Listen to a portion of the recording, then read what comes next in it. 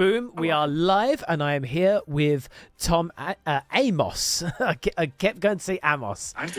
He is the vocalist of Break Them, guitarist of Dispute, co-owner of Firing Squad's Printing, father and husband, and night shift worker.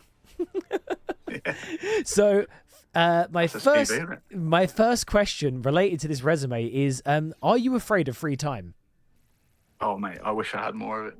But I do it to myself. I keep like, oh, you need someone to fill in a gig for you. What, like, as in, like, you just fill in for them and you're like, oh, I'll just come along. Whenever I can, and then I'll forget, and then Cheryl's like, why have you got a gig Friday? I'm like, oh, I forgot to tell you. Yeah, we used there's an app called Family Wall, and it like we both she puts events on that because I forget. And then it's very often I've got a gig Saturday, and I was like, where? It's not on the app. I was like, all right. you haven't made it official. It needs to go on the app. It doesn't count. So when it comes to all these things that you do you struggle at all to to manage all of it, or do you have like a healthy amount of each?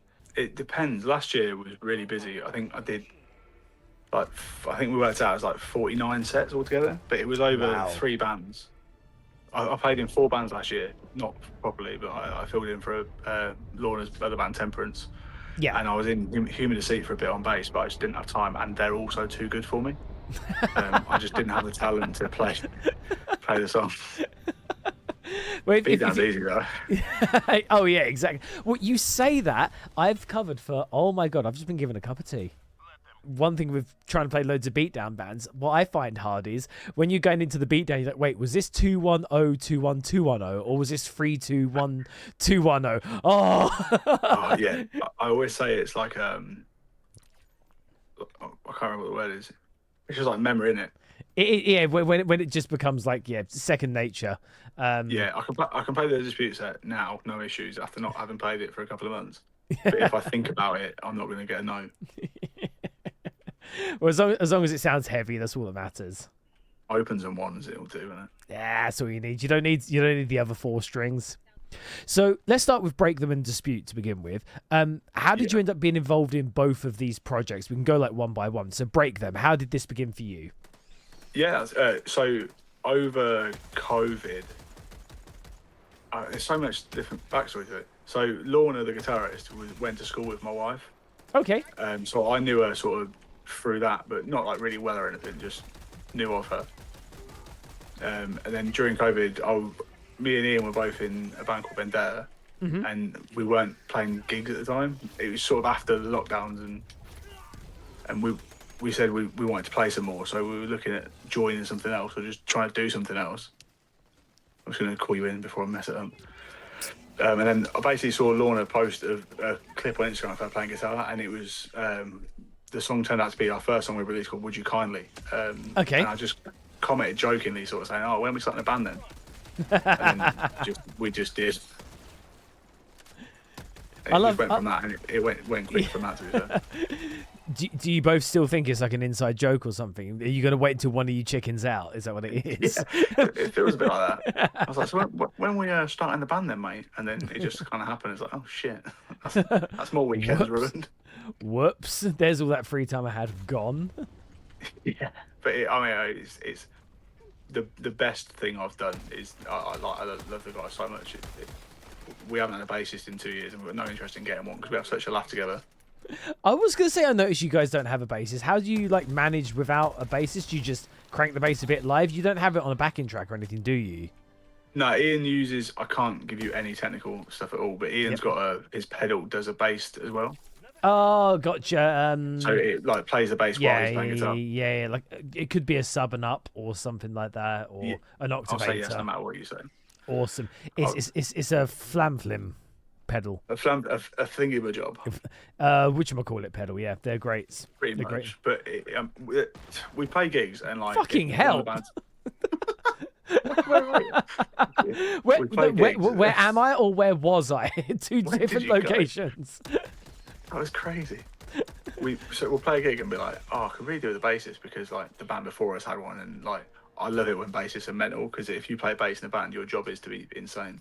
Yes. Which is why South. didn't stick with Human Deceit because I couldn't be insane because I couldn't play the song. All you have to do is just be a hype man. That's what you have to do. Yeah, honestly, that's how I feel about playing bass. It has to be easy enough that you can just like bully people while you're playing. But yeah.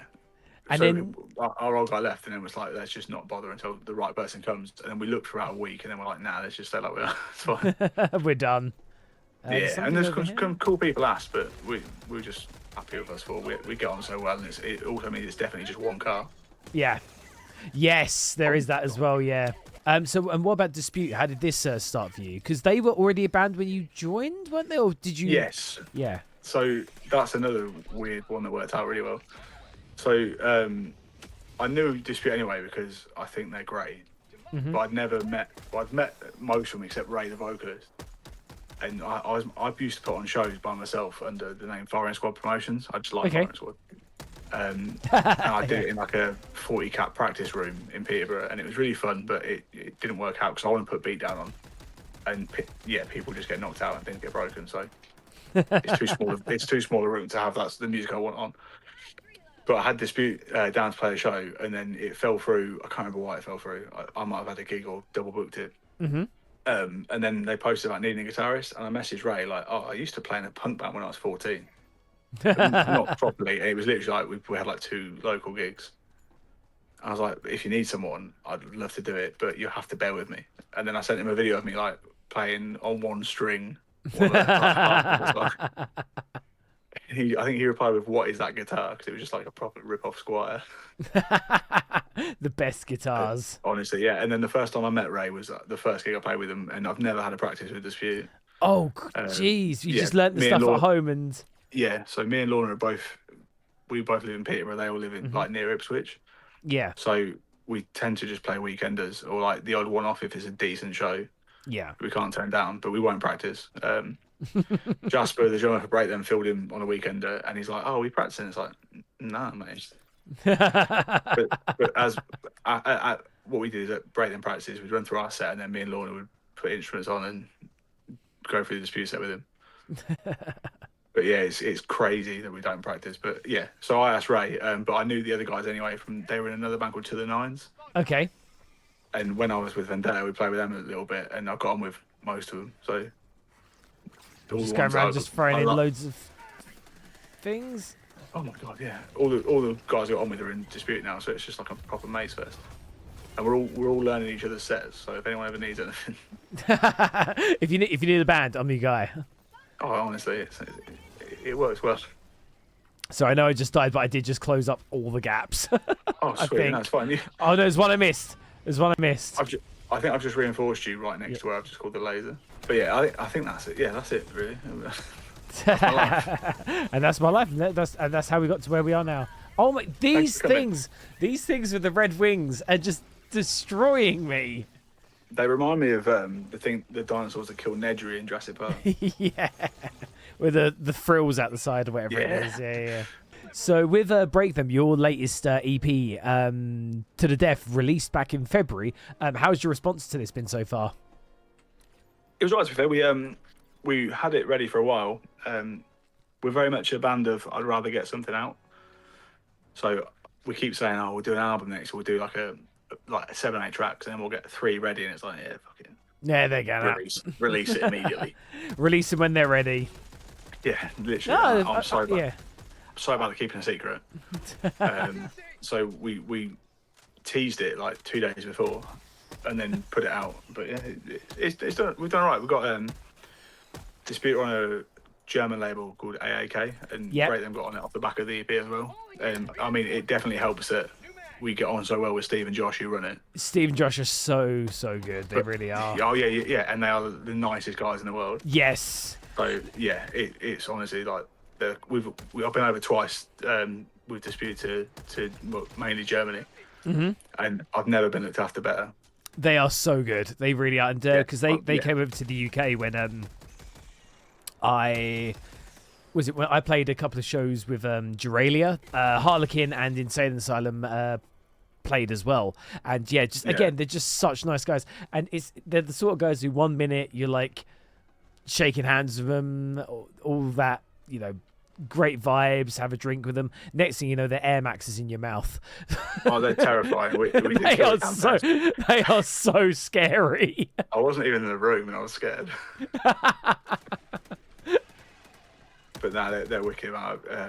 And dispute like a beer. Lorna's edge, but the rest of us Yep.